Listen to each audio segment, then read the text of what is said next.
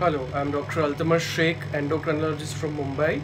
Today we will talk about telemedicine or telephonic consultation in COVID-19 pandemic. Yes, it is possible to do teleconsultation because of a lot of reasons, and now the MCI Board of Governors also have given permission to do teleconsultation. This can help COVID-19 patients that we can do a triage over the phone. We can help them without coming to actually through travel during the lockdown. We can help them to move from one place to other, exactly which location, without they having issues through teleconsultation and its different means. Also, for non-COVID patients, it is important that they minimize their travel during lockdown and they can talk to their healthcare provider either for consultation or which tests are to be done, and also they can refill their prescriptions and change them as and when needed. Apart from this, the social distancing also is maintained well. However, there are some certain guidelines which have been given by this same MCI Board of Governors, which also says that you have to be careful in taking patient data. You have to identify the patient correctly by their name, age, address. If needed, you can ask them for an age proof also.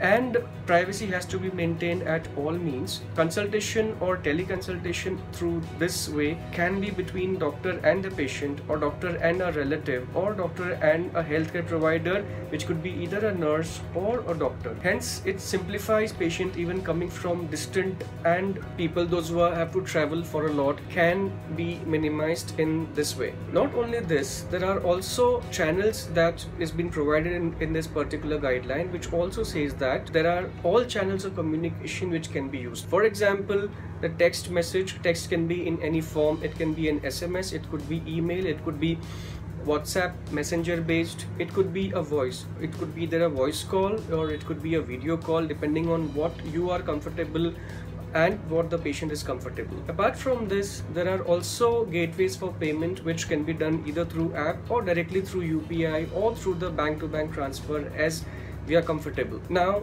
this change has happened quite suddenly, and we believe that we can help a lot of patients, all our citizens in the country, through teleconsultation, and we urge that doctors, those who have not yet started, to start this and help our patients, as this would also mean survival of the quickest. And with adaptations and changes, telemedicine is going to be a real good thing for all the patients as well as the healthcare provider to maintain social distance as well as help the patients, both COVID and non-COVID, in these needy and tricky testing times.